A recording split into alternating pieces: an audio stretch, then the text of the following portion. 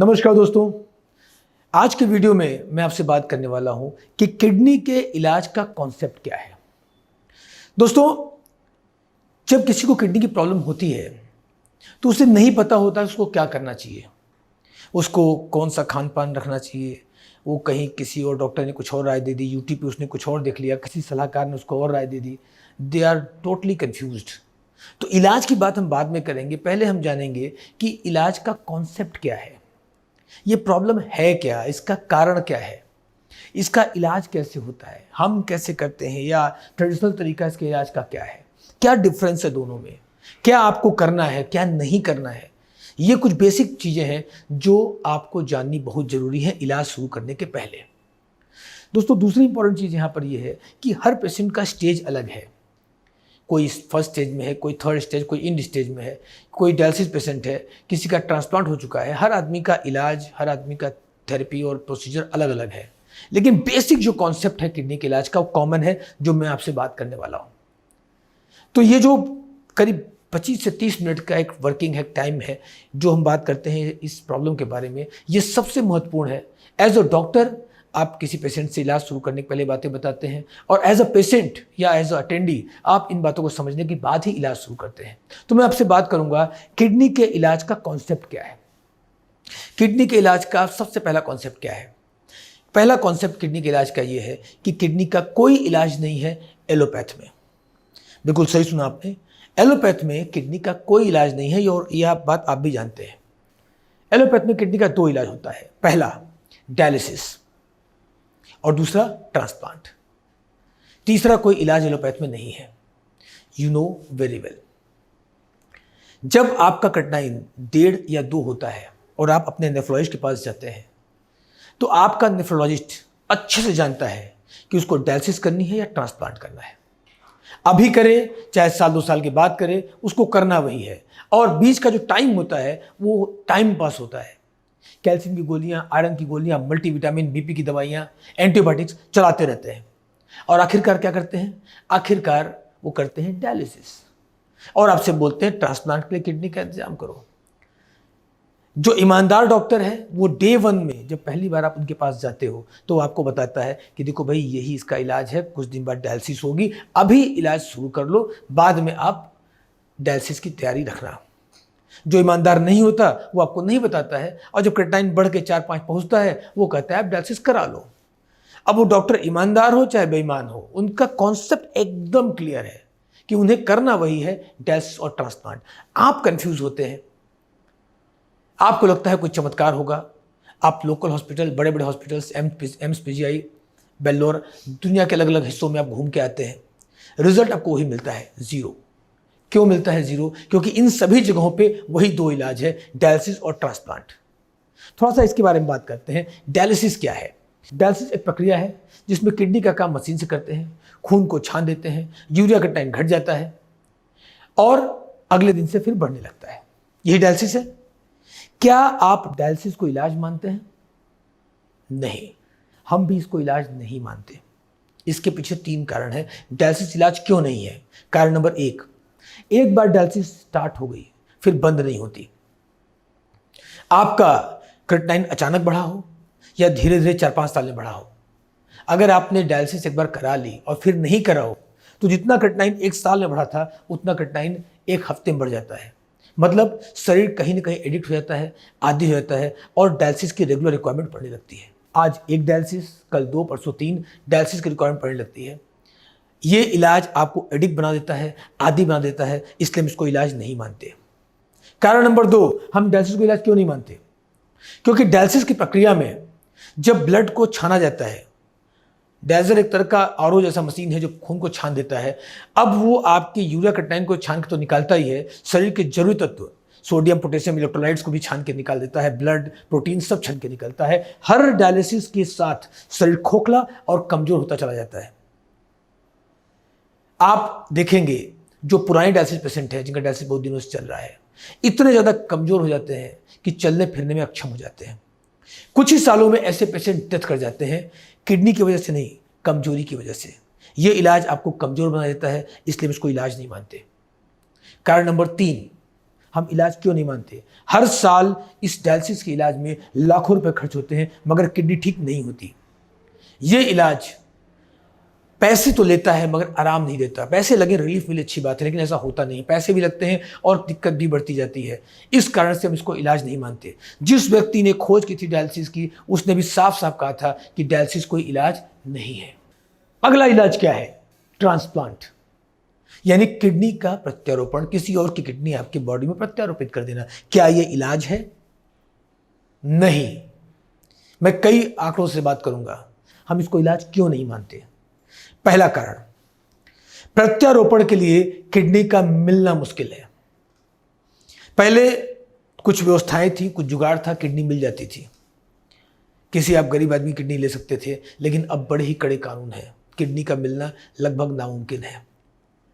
अब एक ही रास्ता है कि आपके फैमिली में आपका कोई भाई, वाइफ या आपके ब्रदर या आपके पिताजी कोई अपना बलिदान करें, अपनी किडनी को आपको दें, तब आपको किडनी का इंतजाम हो सकता है।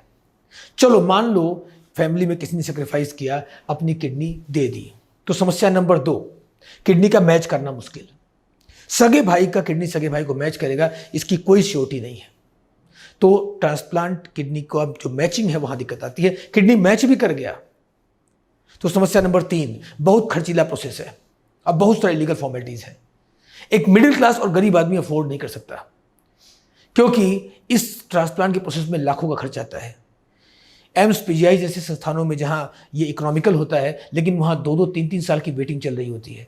और प्राइवेट सेक्टर में ये इतना महंगा हो जाता है कि लोगों के खेत मकान तक बिक जाते हैं। तो गरीब आदमी अफोर्ड नहीं कर सकता। मान लो पैसे का भी इंतजाम हो गया, तो समस्या नंबर 4, कोई गारंटी, कोई श्योरिटी नहीं है। ट्रांसप्लांट के बाद किडनी 10 मिनट चलेगी या 10 साल चलेगी, इसकी कोई गारंटी नहीं है। आप एक बार ट्राई करें, अपने डॉक्टर से बात करें जिन्होंने आपको सलाह दी है ट्रांसप्लांट के लिए। उनसे पूछें कि डॉक्टर साहब, मुझसे आप 1 करोड़ रुपए ले लो, मगर गारंटी लो कि किडनी काम करेगी। क्या आपका डॉक्टर गारंटी लेगा? नो। इंडिया छोड़ दीजिए, आप अमेरिका भी चले जाइए, पूरी दुनिया में कोई भी डॉक्टर इस बात की श्योरिटी या गारंटी नहीं ले सकता कि आफ्टर ट्रांसप्लांट किडनी काम करेगी। ऐसा इसलिए है क्योंकि किसी और का ऑर्गन आपका बॉडी एक्सेप्ट करेगा, इसकी कोई श्योरिटी नहीं ले सकता। तो अगर ट्रांसप्लांट के बाद सक्सेस नहीं हुआ, जैसा कि अक्सर होता है, तो टाइम, एनर्जी, पैसा, किडनी, जिसने किडनी दिया, वो सब बेकार हो जाएगा और रिजल्ट इज 0। मान लो आपकी लक अच्छी है और ट्रांसप्लांट सक्सेस भी हो गया, तब फिर नई समस्या आती है। वो क्या है? आफ्टर ट्रांसप्लांट चलने वाली दवाइयां। क्या आप जानते हैं कि ट्रांसप्लांट के बाद भी रेगुलर इम्यूनोसप्रेसिव मेडिसिन दी जाती हैं? इन मेडिसिन के माध्यम से इम्यूनिटी को कम कर दिया जाता है ताकि आपकी बॉडी किडनी को रिजेक्ट न करे। अब इसका नुकसान क्या है? इसके 2 नुकसान है। पहला, इम्यूनोसप्रेसिव मेडिसिन का इलाज का खर्चा हर महीने 15 से 25,000 रुपये लगभग इन दवाओं में खर्च होता है। यानी ट्रांसप्लांट सक्सेस नहीं हुआ तो भी आपका पूरा टाइम, एनर्जी वेस्ट, और सक्सेस हो गया तो भी आपको 20-25,000 महीने का खर्चा करना है, पैसे हो चाहे ना हो। दूसरा प्रॉब्लम, इम्यूनोसप्रेसिव मेडिसिन से इम्यूनिटी कम कर दी जाती है, और इम्यूनिटी कम होने की वजह से जुकाम, बुखार, खांसी, इन्फेक्शन, कोई ना कोई दिक्कत लगी रहती है। अगर इम्यूनिटी बढ़ी तो किडनी डिस्टर्ब, और इम्यूनिटी घटी तो पूरा बॉडी डिस्टर्ब। इतना सब करने कराने के बाद, झेलने के बाद अंत में क्या होता है? अंत में होता है ये कि 2 साल, 4 साल, 5 साल या 6 साल। ट्रांसप्लांट किडनी की एक लाइफ होती है। आज तक दुनिया में किसी भी इंसान की ट्रांसप्लांट किडनी पूरे जीवन काम नहीं कर पाई है। किसी का 10 मिनट, किसी का 10 साल। लेकिन अगर हम औसत लाइफ की बात करें तो 5-6 साल की औसत लाइफ मान सकते हैं ट्रांसप्लांट किडनी की। उसके बाद क्या होता है? उसके बाद फिर से डायलिसिस या फिर से ट्रांसप्लांट। अगर आप किडनी पेशेंट हैं या आपके फैमिली में कोई किडनी पेशेंट है, जहां भी आप इलाज कर रहे हैं वहां पता करिए। आपको बहुत सारे रोगी ऐसे मिल जाएंगे जिनका ट्रांसप्लांट हो चुका है और फिर से डायलिसिस चल रही है। तो जब ट्रांसप्लांट के बाद फिर से डायलिसिस कराना है तो इतनी टाइम, एनर्जी, पैसा, किडनी खराब करने का फायदा क्या है? ये कोई इलाज नहीं है। दोस्तों, आप लोगों ने एक नाम सुना होगा, बहुत फेमस नाम है, सुषमा स्वराज। कौन थी? हमारे देश की विदेश मंत्री, बहुत कद्दावर नेता। किडनी फेल हुई, 450 लोगों ने बोला कि किडनी हम डोनेट करेंगे। 450 लोगों में से बेस्ट मैचिंग किडनी सेलेक्ट की गई, और इस बेस्ट मैचिंग किडनी के साथ 57 डॉक्टर्स की टीम ने दिल्ली एम्स में सर्जरी की। 9.5 घंटा सर्जरी चली, बाहर से भी कुछ डॉक्टर्स बुलाए गए। दुनिया का जो बेस्ट हो सकता था एलोपैथ के अंदर, वो लगाया गया। क्या सुषमा स्वराज ठीक हो गई? जी नहीं, वो दुनिया में भी नहीं है। ट्रांसप्लांट के बाद उन्हें संन्यास लेना पड़ा राजनीति से और कुछ साल समय के बाद उनकी डेथ हो गई इम्यूनोसप्रेसिव मेडिसिन के साइड इफेक्ट से, कार्डियक अरेस्ट। कई सारे एग्जाम्पल हैं, मैं नाम लूंगा अरुण जेटली जी का, हमारे देश के वित्त मंत्री। किडनी खराब हुई, उन्होंने इंडिया पे भरोसा नहीं किया, वो सीधे अमेरिका गए, वहाँ से ट्रांसप्लांट कराया, सक्सेस नहीं हुआ, कुछ ही महीनों में वो डेथ कर गए। अमर सिंह जी, बहुत जाने माने कद्दावर नेता, हांगकांग में इलाज के लिए गए, वो आज दुनिया में नहीं है। अनुराधा पौडवाल का 35 साल की एज का, दुनिया का सबसे कम एज का म्यूजिक डायरेक्टर, उनका बेटा आज दुनिया में नहीं है क्योंकि किडनी ट्रांसप्लांट की ओर गया। ऐसे बहुत सारे एग्जाम्पल हैं। दबंग फिल्म का म्यूजिक डायरेक्टर वाजिद खान, 42 साल की एज, आज दुनिया में नहीं है ट्रांसप्लांट के कारण। दोस्तों, मैं जिन लोगों का नाम ले रहा हूं, जिनके पास सारी सुविधाएं, सारी पावर, सारी अथॉरिटीज़, हर कुछ मौजूद है जो यहाँ पे दुनिया में हो सकता है, लेकिन ठीक होना तो भूल जाओ, नॉर्मल लाइफ तो भूल जाओ, अपनी लाइफ को सर्वाइव नहीं कर पाए, आज दुनिया में नहीं है। अगर आप इस भ्रम में हैं कि एलोपैथ के इलाज से कुछ चमत्कार हो जाएगा, तो सिर्फ ये समय की बर्बादी है। Result is 0। दोस्तों, अब मैं अगले पॉइंट की बात आपसे करना चाहूंगा। वो पॉइंट ये है कि क्या कारण है कि किडनी के पेशेंट ठीक नहीं होते। आप चाहते हैं कि किडनी कैसे मेंटेन हो, इसका तरीका जानें, लेकिन उसके पहले आपको जानना पड़ेगा कि आखिर किडनी पेशेंट मेंटेन क्यों नहीं होते। बड़े बड़े इंस्टीट्यूशंस, बड़े बड़े हॉस्पिटल, बड़े बड़े डॉक्टर, और आप वहाँ चक्कर लगाते हैं, लेकिन किडनी पेशेंट ठीक नहीं हो पाता, क्यों? मैं पहले इसकी बात करूंगा, देन आफ्टर बात करूंगा किडनी मेंटेन कैसे हो सकती है। किडनी ठीक क्यों नहीं हो पा रही है, इसके 2 मुख्य कारण हैं। पहला, किडनी की कोई दवा नहीं आती। ये बड़ी शॉकिंग सी चीज है कि मैं आपसे बोल रहा हूं किडनी की दवा ही नहीं आती। कई बार लोग मुझसे इस बारे में बहस कर लेते हैं कि सर कोई दवा ही नहीं आती तो ये डॉक्टर्स क्या लिखते हैं, बड़े बड़े इंस्टीट्यूशन में क्या दिया जाता है। मैं आपसे एक रिक्वेस्ट करूंगा, अपना पर्चा उठाइए, अपने डॉक्टर के पास जाइए, वो डॉक्टर जिसका इलाज आपका चल रहा है, उनके साथ 5 मिनट के लिए बैठिए और उनसे पूछिए, डॉक्टर साहब ये दवाई किस काम की है, ये तो कैल्शियम है, डॉक्टर साहब ये क्या है, आयरन, डॉक्टर साहब ये क्या मल्टीविटामिन, डॉक्टर साहब ये क्या बीपी की दवाई, डॉक्टर साहब किडनी की दवाई कौन सी है। पूछिए, आपकी जिंदगी है और आपका सेहत है, आपको पूछना चाहिए। आपका डॉक्टर क्या बोलेगा, इसमें से कोई दवाई नहीं है, या शायद ये बोलेगा कि डॉक्टर तुम हो या मैं। अगर आपको डॉक्टर से पूछने में डर लगता हो, आपको डर लगता हो कि डॉक्टर आपको डांट देगा, जहां इलाज कराना जाके करा लो, तो दूसरा तरीका भी है, वो है आपका खुद का मोबाइल, और उसमें है गूगल। जो भी आपकी दवा चल रही है, दवाओं का नाम है, प्रिस्क्रिप्शन डालिए, क्लिक करिए और देख लीजिए वो दवा किस काम में आती है। 10 से 15 मिनट खर्च होगा और गूगल आपको सब कुछ बता देगा। दोस्तों, मैं डॉक्टर बीके चौरसिया झूठ बोल सकता हूं, आपका डॉक्टर झूठ बोल सकता है, मगर गूगल झूठ नहीं बोलता। उसके बाद आप शॉक्ड हो जाएंगे, चौंक जाएंगे जान के कितने दवाइयों के पर्चे में किडनी की कोई दवाई है ही नहीं। अब एक कॉमन सेंस का क्वेश्चन आपसे पूछ रहा हूं, कॉमन सेंस, अगर किडनी पेशेंट को किडनी की दवाई नहीं दे, क्या किडनी ठीक हो जाएगी? आंसर है नो। तो किडनी पेशेंट ठीक क्यों नहीं होता? क्योंकि किडनी की दवाई उसको दी ही नहीं जाती। क्यों नहीं दी जाती? क्योंकि होती ही नहीं है। क्यों नहीं होती? क्योंकि हो ही नहीं सकती। 99% लोग इलाज के लिए एलोपैथ में जाते हैं, और आप सबको पता है कि एलोपैथ की दवाइयां केमिकल से बनती हैं। एलोपैथ की जब कोई भी दवा आप खाते हैं, उसका सबसे पहला असर कहां पड़ता है दोस्तों? आपके किडनी पर, और दूसरा आपके लीवर पर। तो ये दवाइयां चूंकि केमिकल बेस हैं, आपके नेफ्रॉन्स को जाके ब्लॉक करती हैं, इसीलिए कोई भी एलोपैथ दवा कहीं ना कहीं किडनी को नुकसान ही पहुंचाती है। तो इन दवाओं से किडनी खराब तो हो सकती है, मगर ठीक नहीं हो सकती। तो न तो किडनी की कोई दवा थी, न है, और न होगी एलोपैथ के अंदर। तो आप भ्रम दिमाग से निकाल दें, कोई दवा है ही नहीं। कारण नंबर 2, अब दवा तो है ही नहीं तो इलाज का पॉसिबिलिटी नहीं है। अब कारण नंबर 2 क्या है, किडनी पेशेंट ठीक क्यों नहीं होती? कारण नंबर 2, जो दवा आप खा रहे हैं इलाज समझ के, वही आपकी बीमारी है। बिल्कुल सही सुना आपने, आपकी दवा ही आपकी बीमारी है। मैं एग्जांपल से क्लियर करूंगा, आपको बताना चाहूंगा 80 to 90% किडनी फेल के केस जो इंडिया में आते हैं, वो कोई ना कोई दवा के रिएक्शन से किडनी फेल होती है। और मेरे पास आने वाले 80% पेशेंट 40 साल से कम है, जिनमें शुगर, बीपी और इन तरह की शिकायतें होती ही नहीं है। तो मेडिसिन या एलोपैथ मेडिसिन के रिएक्शन सबसे बड़ी वजह बन चुके हैं 80 to 90% केसेस में किडनी फेलियर के। आपने सुना होगा कि पेन किलर्स किडनी खराब करती हैं। आपने जरूर सुना होगा कि हैवी एंटीबायोटिक के सेवन से किडनी पर असर पड़ता है, किडनी खराब हो जाती है। आपने शायद न सुना हो कि बुखार की दवाइयों से भी किडनी फेल होती है। 10 में से 4 रोगी, 40% मरीज किडनी फेल के बुखार की दवाओं से आ रहे हैं आज की डेट में। 3 साल के बच्चे भी गोद में हैं और किडनी फेल करके आ रहे हैं इन दवाओं के रिएक्शन से। Malaria, typhoid, dengue, viral chikungunya, इनकी हैवी एंटीबॉडी चलती है, किडनी फेल हो जाती है। बीपी की दवाइयाँ किडनी फेल करती हैं। गूगल करिए, देखिए आपकी एम्लोडिपिन, एडिपिन आपकी किडनी को फेल कर रहा है और डॉक्टर ने आपसे बोला कि बीपी की वजह से किडनी फेल हुई, और गूगल आपको बता रहा है कि किडनी की बीपी की दवाओं की वजह से किडनी फेल हुई। तो यहाँ आपको बहुत समझने की जरूरत है। आपने डायबिटिक मेडिसिन ली, डायटोलिसिस, किडनी में बुरा असर डाल रहा है। लंबी लिस्ट है।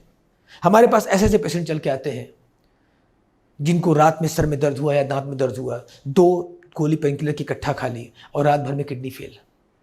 दोस्तों मेरा क्वेश्चन बहुत सीधा सा है आपसे, अगर कोई ऐसी दवा है जिससे एक रात में किडनी फेल हो सकती है, जिससे 80-90% रोगी निकलते हैं और जिस दवा से स्वस्थ आदमी की किडनी फेल हो जाती है, अगर इसी तरह की दवा किडनी का पेशेंट रोज खाए, क्या किडनी ठीक होगी? नहीं। आप गौर करिए कि शुरू में क्रिएटिनिन आपका कम था, या जितने भी लोग जिनकी डायलिसिस और ट्रांसप्लांट चल रहा है, शुरू में उनका क्रिएटिनिन कम होता है, 1.5 होता है, 2 होता है, अच्छा इलाज करवाते हैं, क्रिएटिनिन बढ़ जाता है, भागते हैं पीजीआई, वहां पे कहते हैं डायलिसिस करा लो, एम्स भागते हैं कहते हैं ट्रांसप्लांट करा लो। ये सबकी कहानी है। अगर आपका इलाज हो रहा होता तो क्रिएटिनिन कम हो रही होती या मेंटेन हो जाती, लेकिन यहाँ क्या हुआ, क्रिएटिनिन बढ़ता गया। क्यों? क्योंकि दवा कोई मिली नहीं, और जो मिली उसने किडनी और खराब कर दी। इसी कारण से किडनी का कोई पेशेंट ठीक नहीं हो पा रहा है। अब क्वेश्चन है, किडनी मेंटेन कैसे हो? दोस्तों सबसे बड़ा क्वेश्चन है जिसका मैं आंसर देना चाहूंगा और सबसे ज्यादा जरूरी है आपके लिए जानना। किडनी मेंटेन करने के लिए 2 काम करना पड़ेगा और 2 काम पहले समझना पड़ेगा। अगर इस 2 काम को समझ गए तो आप किडनी मेंटेन कर भी सकते हैं और हमेशा मेंटेन रख भी सकते हैं। नंबर 1, डैमेज रोको। नंबर 2, मेंटेन करो। डैमेज रोको, मेंटेन करो, डैमेज रोको, मेंटेन करो। 2 स्टेप है जो आपकी किडनी को मेंटेन कर सकता है। डैमेज रोको मतलब ऐसी कोई भी दवाई, ऐसा कोई भी खान पान जिससे किडनी पे बुरा असर पड़ रहा है, उसको रोक दो। जो नुकसान हो गया और नुकसान ना हो। और नंबर 2, मेंटेन करो। जो नुकसान हो गया उसकी भरपाई करो। 100% भरपाई पॉसिबल नहीं है, लेकिन 50%, 60% इतनी भरपाई हो जाए कि क्रिएटिनिन बढ़ना रुक जाए, घटना शुरू हो जाए और आप मेंटेन लाइफ जी सको। ये बिल्कुल संभव है। तो मैं बात करूंगा अगले कुछ देर में कि ये कैसे पॉसिबल है। डैमेज रोको, मेंटेन करो का कॉन्सेप्ट क्या है। दोस्तों डैमेज रोको और मेंटेन करो में सबसे इंपॉर्टेंट है और आसान भी है मेंटेन करना। आप कहेंगे मैं उल्टी बात कर रहा हूं, डॉक्टर्स तो बोलते हैं संभव ही नहीं है। मैं कह रहा हूं आसान है। आयुर्वेद के अनुसार किडनी या किसी भी ऑर्गन का मेंटेन होना एक नेचुरल प्रक्रिया है और एक आसान प्रक्रिया है। मैं उदाहरण दूंगा, आपको मेरी बात समझ में आएगी। बचपन में आप छोटे थे, खेलते खेलते गिर गए, छिल गया, कट गया, ब्लड आ गया। छोटे बच्चे रोज घर में गिरते हैं। अब न आप कोई मलहम लगाते हैं, न कोई दवा देते हैं, न कोई इंजेक्शन लगाते हैं, वो घाव भर जाता है। किसने भरा उस घाव को? आपके शरीर ने, आपकी इम्यूनिटी ने। किसी आदमी का एक्सीडेंट हुआ, चोट लगी, हड्डी टूट गई, डॉक्टर ने प्लास्टर किया, हड्डी जुड़ गई। हड्डी किसने जोड़ा? प्लास्टर ने? नहीं, आपके शरीर ने, आपकी इम्यूनिटी ने। चोट शरीर के बाहर हो चाहे शरीर के अंदर हो, शरीर उस घाव को भर सकता है, हील कर सकता है। वो घाव आपके मसल्स में हो, आपके बोन्स में हो, आपके न्यूरो में हो, चाहे आपके किडनी में हो, शरीर उसको हील कर सकता है। मैं कोई नई बात नहीं बता रहा हूं, आप सब अच्छे से परिचित हैं। बता क्यों रहा हूं? क्योंकि दिमाग में बात भर दी जाती है। फलाने डॉक्टर ने बोला था इम्पॉसिबल है, ढिमाके ने कहा था असंभव है, बहुत बड़े डॉक्टर हैं लंदन इंटर्न, उन्होंने कहा था नहीं हो सकता। आप कह रहे हो सकता है, कैसे मान ले? क्या इतना बड़ा इंस्टीट्यूट का डॉक्टर झूठ बोल रहा है? क्या लगता है झूठ बोल रहा है? नहीं बोल रहा है, वो सही बोल रहा है। उसने क्या बोला कि इसका कोई इलाज नहीं है उसके पास, और मैंने क्या बोला, इसका कोई इलाज नहीं है उसके पास। वो डॉक्टर वही बोल रहा है जो मैं बोल रहा हूं। आप कंफ्यूज हो, इलाज के लिए वहां दौड़ के आ रहे हो, ये जानने के बाद भी कोई इलाज नहीं है। हाँ, अगर वो डॉक्टर ये बोले कि इसका कहीं कोई इलाज नहीं है तो मूर्ख है। इसका इलाज आपके शरीर के अंदर है। अगर आप जीवित हैं और मेरी वीडियो देख रहे हैं, इसका मतलब आपकी इम्यूनिटी अभी है। हो सकता है इम्यूनिटी थोड़ी कम हो गई हो, लेकिन अभी है। क्योंकि अगर आपकी इम्यूनिटी खत्म हो गई होती तो आप शायद जीवित न होते। बिना इम्यूनिटी के आप 1 मिनट भी जीवित नहीं रह सकते। और आप जीवित हैं, इसका मतलब इम्यूनिटी है, और इम्यूनिटी है तो बॉडी रिकवर हो सकती है और आपकी किडनी मेंटेन हो सकती है। मेरा बताने का सेंस सिर्फ इतना सा है कि किडनी का मेंटेन होना कोई रॉकेट साइंस नहीं है, कोई चमत्कार नहीं है। ये नेचुरल प्रक्रिया है जो हर इंसान में होती है प्राकृतिक रूप से। आरोग्यम के साथ और आयुर्वेद के साथ हम इसमें मदद कर देते हैं और आपकी किडनी मेंटेन हो जाती है। अब एक क्वेश्चन यहां पे उठता है कि सर इतना ही आसान है तो हम दवाइयां खाएं मेंटेन हो जाए, टेंशन किस बात का है? टेंशन है डैमेज रोकने का। मेंटेन तब होगा जब डैमेज रुकेगा, और यहीं पे दिक्कत है। जैसे मैंने बोला बीपी की दवा नुकसान करती है, आपने गूगल किया, सर्च किया और पाया हाँ नुकसान हो रहा है, और आपने बीपी की दवा को रोक दिया। किडनी मेंटेन हुई नहीं हुई बात की कहानी है, बीपी शूट कर गई और बीपी आपका 250-300 पहुंच गया, खतरा हार्ट से हो गया। आपने शुगर की दवा रोक दी या इंसुलिन रोक दिया, ये देखते हुए कि वो नेफ्रॉन्स को ब्लॉक कर रहा है, केमिकल बेस है। शुगर आपका अनकंट्रोल होकर पहुंच गया 700, पेशाब की दवा रोक दी, शरीर में पानी भर गया। दोस्तों, आपने मेंटेन किया नहीं किया, लेकिन एक इमरजेंसी कंडीशन क्रिएट कर ली। यहाँ पे टेंशन है। हमारा चैलेंज ये है कि हमें बीपी कंट्रोल भी करना है, बीपी की दवाई हटानी भी है। हमें डायबिटीज कंट्रोल भी करना है और डायबिटीज दवा हटानी भी है। हमें बॉडी से यूरिन की मात्रा बढ़ानी भी है और यूरिन की दवा हटानी भी है। कैल्शियम आयरन बॉडी में देना भी है और केमिकलाइज कैल्शियम आयरन हटाना भी है। जिस दिन सही ढंग से मेंटेन करके हमने दवाइयाँ रिप्लेस कर दी, आधा काम तो हमारा हो गया। आधा काम कौन सा हो गया? डैमेजेस रुक गए। जब डैमेज रुकेंगे तो बॉडी क्या करेगी? बॉडी अपने आप को रिकवर करेगी, अपने आप को हील करेगी। उसकी प्राकृतिक गुण है। आयुर्वेदिक दवाइयाँ और आरोग्यम का मेथड उसमें हेल्प करेगा और धीरे धीरे धीरे धीरे किडनी मेंटेन होना शुरू हो जाएगा। यही तरीका है, यही प्रोसीजर है और यही जुगाड़ है, कोई और मेथड नहीं है। डैमेज को मेंटेन करो। इसमें एक छोटी सी दिक्कत आती है। क्या? पेशेंट्स बोलते हैं सर मैं आपकी बात समझ गया, मैं आपकी मेडिसिन खाऊंगा, लेकिन आपकी भी खाऊंगा, अपनी भी खाता रहूंगा। 99% केसेस में पेशेंट्स यही करते हैं, वो एलोपैथ आयुर्वेद साथ में खाते हैं। मैं ऐसे लोगों से एक ही बात बोलता हूं कि ये तो वही कहानी है कि डॉक्टर साहब मैं चाकू लगाता रहूंगा, आप मलहम लगाते रहो। मैं रोज चाकू लगाऊंगा, आप रोज मलहम लगाओ। क्या घाव भर जाएगा? नहीं, वो नासूर बन जाएगा। अगर मैं आपको एक बात यहां बताना चाहूंगा, मेरे पास आने के पहले या बीके आरोग्य में आने के पहले हमारे सारे पेशेंट्स कहीं ना कहीं ट्राई करके आते हैं। होम्योपैथ में, यूनानी में, सिद्धा में, या फिर कुछ नेचुरोपैथी में, कुछ यूट्यूब पे देख देख के, तो कुछ ऑनलाइन। और आजकल बहुत सारे दुकानदार, मैं दुकानदार बोलूँगा, जो किट्स बेचते हैं। दिल्ली, मुंबई और अलग देश के शहरों में बैठे हुए ऐसे डॉक्टर जो बनी बनाई किट सबको सेल करते हैं। 25-25, 30-30 हज़ार रुपये की मेडिसिन आपने मंगाई, आयुर्वेद के नाम पे मंगाई, मगर किडनी मेंटेन नहीं हुई। क्यों?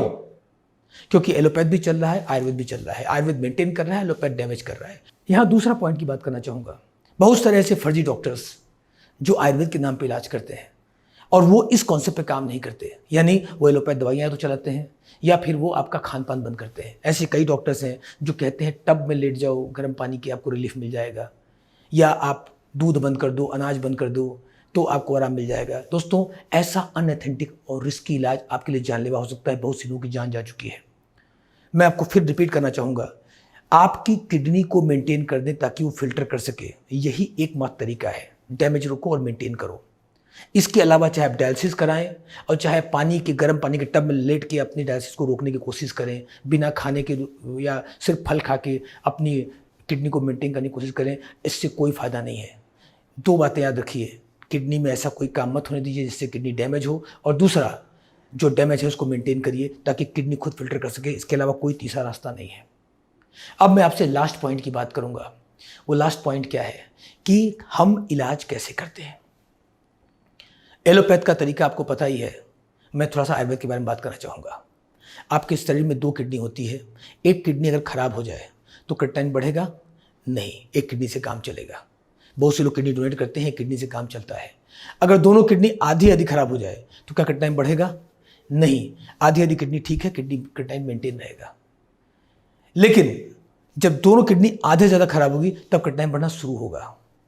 यानी जब आपको पहली बार पता चलता है 1.5-2 क्रिएटिनिन पर कि किडनी में खराबी आ रही है, तब 70% किडनी खराब हो चुकी होती है। मेडिकल साइंस के अकॉर्डिंग 1, 2, 3, 4 और लास्ट 5वां स्टेज को बोलते हैं इंड स्टेज। 5 स्टेज होती है और अक्सर किडनी रोग का पता चलते चलते दूसरा या तीसरा स्टेज शुरू हो चुका होता है। तीसरे और चौथे स्टेज में डायलिसिस और इंड स्टेज में ट्रांसप्लांट, यही रिकमेंडेशन होती है। तो आपका स्टेज 1 हो चाहे स्टेज 5 हो, एलोपैथ के अनुसार वही है, डायलिसिस और ट्रांसप्लांट। लेकिन आयुर्वेद के हिसाब से हम 3 स्टेज लेके चलते हैं। स्टेज 1 जिनका क्रिएटिनिन 3 से नीचे है। ऐसे पेशेंट्स में हम क्या करते हैं, ऐसे पेशेंट्स में कुछ हम खास तरह की डाइट्स और मेडिसिन के साथ ईजिली इसको हम कवर और क्योर कर लेते हैं। हमें बहुत ज़्यादा मेहनत नहीं करनी होती है। स्टेज 2 जिनका क्रिएटिनिन 3 से ऊपर है, 5 के नीचे है, इनको हम स्टेज 2 मानते हैं। ऐसे केस में दवा की पोटेंसी थोड़ा सा हाई करते हैं और परहेज भी थोड़ा ज़्यादा कराते हैं ताकि जल्दी से हम किडनी को रिकवर कर सकें और क्रिएटिनिन को बैक कर सकें। फिर आता है स्टेज 3 जिनका क्रिएटिनिन 6 से ऊपर है, 6 या 6 से ऊपर, 8, 10, या जिनकी डायलिसिस चल रही है, जिनकी डायलिसिस होने जा रही है या डायलिसिस चल रही है, वो स्टेज 3 में आते हैं। और ऐसे पेशेंट में टारगेट हमारा क्या होता है कि डायलिसिस नहीं हुई है तो न होने दें, और स्टार्ट हो गई है तो जितना जल्दी पॉसिबल है इसको रोक दें। और ऐसे केस में पेशेंट्स को हम सीधे एडमिट करते हैं। आरोग्य धाम, जो कि भारत का एकमात्र kidney and diabetes research hospital है, जो वाराणसी में स्थित है, वहाँ ऐसे पेशेंट्स को हम एडमिट करते हैं, 10 से 15 दिन अपने साथ रखते हैं, किडनी रीजनरेशन प्रोसेस करते हैं। और इस प्रोसेस में, एडमिट प्रोसीजर में, हम 3 काम करते हैं। पहला, डैमेज रोको, यानी सारी एलोपैथ मेडिसिन रिप्लेस करो। अगर आपका इलाज घर पे भी चल रहा है स्टेज 1 और 2 के केस में, तो भी हमें एलोपैथ मेडिसिन रिप्लेस करनी ही होती है, लेकिन उसमें हम थोड़ा सा समय लेते हैं, 2 से 3 महीने का टाइम लगता है, ताकि धीरे धीरे हम आपकी मेडिसिन को रिप्लेस कर सकें आयुर्वेद से, और कोई रिस्क ना हो, क्योंकि घर पे कोई इमरजेंसी आती है तो आप खुद हैंडल नहीं कर सकते। लेकिन जब आपको एडमिट करते हैं तो हम इसी मेडिसिन की जो रिप्लेसमेंट है ये 10 से 15 दिन में कर देते हैं। उदाहरण, जैसे आपका हार्ट डिस्टर्ब है, आपकी बीपी अनकंट्रोल है, तो हम क्या करते हैं, हम आपके हार्ट को मेंटेन करते हैं कुछ डाइट से, कुछ योगा प्राणायाम से, कुछ पंचकर्मा से, नेचुरोपैथी ट्रीटमेंट से, कुछ खास तरह के आहार से, या कुछ और प्रोसीजर्स लाइक एक्यूप्रेशर, एक्यूपंक्चर। कोशिश करते हैं कि 10 से 15 दिन में हार्ट को इतना मेंटेन कर दें कि बिना बीपी की दवाओं के भी बीपी कंट्रोल हो जाए। अगर शुगर है तो शुगर मेंटेन कर दिया, इंसुलिन लग रही तो इंसुलिन को बंद कर दिया, बीटा सेल्स रीजनरेट कर दिया, पेशाब कम है तो पेशाब को बढ़ा दिया। कोशिश ये है कि 10 दिन 15 दिन बाद जब हम आपको डिस्चार्ज करें तो किसी तरह के एलोपैथ की आवश्यकता न रह जाए। तो पहला हमने काम क्या किया, डैमेज को रोका। दूसरा काम हम क्या करते हैं एडमिट प्रोसीजर में, हम रीजनरेशन स्टार्ट करते हैं। इसका बेनिफिट क्या होता है, मान लीजिए आपका क्रिएटिनिन 8 है, अब हमने क्या किया, हमने रीजनरेशन स्टार्ट किया, तो पहले क्रिएटिनिन बढ़ना हम रोकेंगे, फिर स्टॉप करेंगे, फिर बैक करेंगे। हमने पाया है कि 10 से 15 दिन के प्रोसीजर के अंदर 1 से लेकर 2 पॉइंट और किसी किसी का 3 पॉइंट तक क्रिएटिनिन बैक हो जाता है। अब इस क्रिएटिनिन बैक का जो प्रोसीजर है, इस प्रोसीजर में कितना क्रिएटिनिन घटा ये इंपॉर्टेंट नहीं है, मेन इंपॉर्टेंट कि क्रिएटिनिन घटने लगता है, क्योंकि क्रिएटिनिन कम करने का कोई दवा या इलाज हमारे पास नहीं है और दुनिया में किसी के पास नहीं है। सिर्फ 2 ही तरीके होते हैं क्रिएटिनिन को कम करने के, पहला डायलिसिस से कम होगा, दूसरा किडनी खुद फिल्टर करे तब कम होगा। तो डायलिसिस तो हमने करवाया नहीं, किडनी ने खुद फिल्टरेशन स्टार्ट की, क्रिएटिनिन बैक होने लगा, तो यहाँ हमने क्या, रीजनरेशन स्टार्ट कर दिया। जिसकी डायलिसिस चल रही है उसका क्या होगा, उसकी स्पीड कम हो जाएगी। अगर 3 डायलिसिस हफ्ते में 2 हो जाएगा, फिर हफ्ते में 1 डायलिसिस हो जाएगा, फिर स्टॉप हो जाएगा, फिर बैक होने लगेगा। तो डैमेज रोका और मेंटेन किया। तीसरा काम हमने क्या किया, एडमिट करके हमने लाइफस्टाइल सिखा दिया, क्या खान पान, क्या रहन सहन, कौन से योगा प्राणायाम, मेजरमेंट चार्ट कैसे भरना है, या बाकी फॉर्मेलिटी कैसे करनी है। पेशेंट के साथ उसके अटेंडी को हम सारी ट्रेनिंग देते हैं और उसको अपने आप में एक नेफ्रोलॉजिस्ट बना देते हैं, एक प्रिवेंटिव नेफ्रोलॉजिस्ट जो अपने पेशेंट्स की केयर कर सके, ताकि घर पे भी आप मेंटेन रह सकें। ये 3 स्टेप हम करते हैं। तो आपका स्टेज 1 है, 2 है या 3 है, उसके अकॉर्डिंग हम रेकमेंड करते हैं कि कौन सी मेडिसिन या क्या थेरेपीज आपके लिए अच्छी हो सकती हैं। इस पूरे कॉन्सेप्ट को मैंने आपको बेसिक इन्फॉर्मेशन दे दिया। कोई भी और प्रश्न हो तो आप नीचे दिए गए नंबर पर कांटेक्ट कर सकते हैं, हमारे एक्सपर्ट्स से आप बात कर सकते हैं और पूरी सलाह ले सकते हैं। 2 प्रश्न यहाँ पर मैं और लास्ट में बात करना चाहूँगा। किडनी पेशेंट्स के मन में 2 क्वेश्चन होते हैं हमारे इलाज को लेकर। पहला क्वेश्चन, डॉक्टर साहब दवा कब तक चलेगी, क्या है इसका आंसर?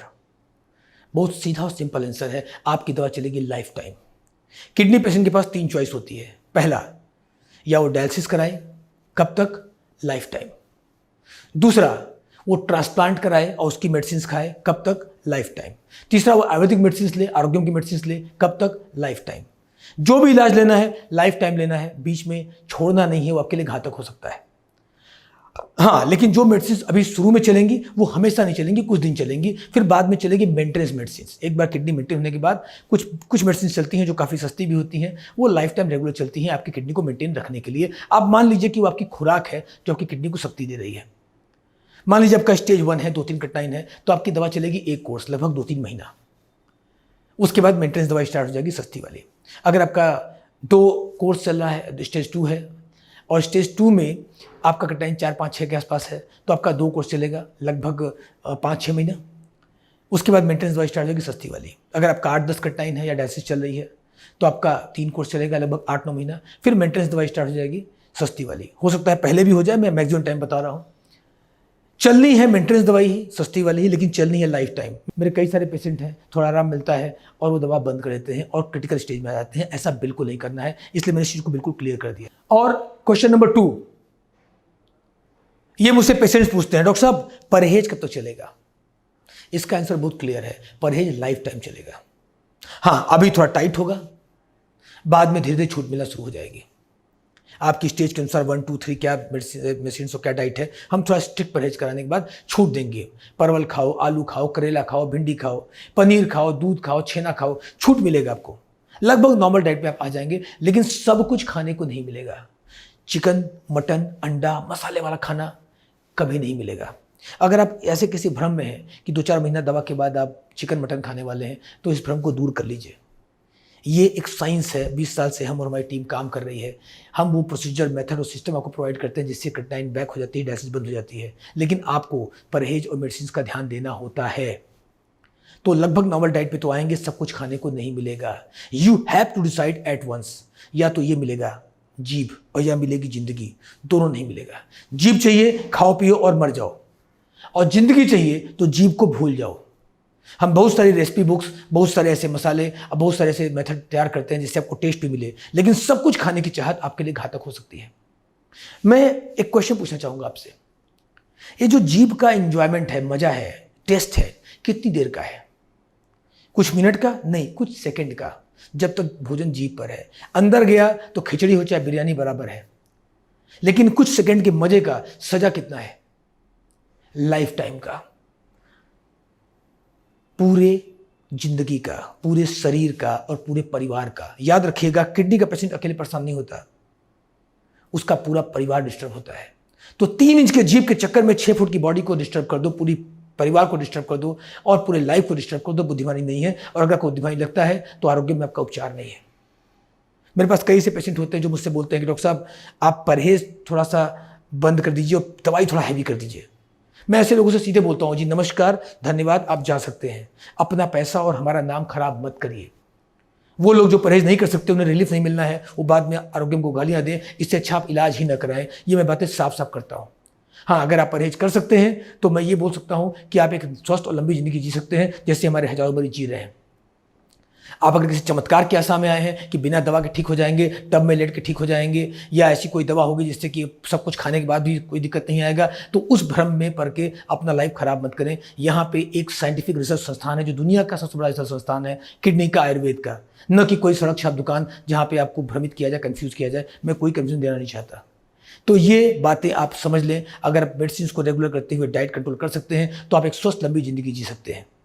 इसके बाद भी अगर कोई प्रश्न आपका बचा है, नीचे दिए गए नंबर पर कांटेक्ट करें। नमस्कार, धन्यवाद।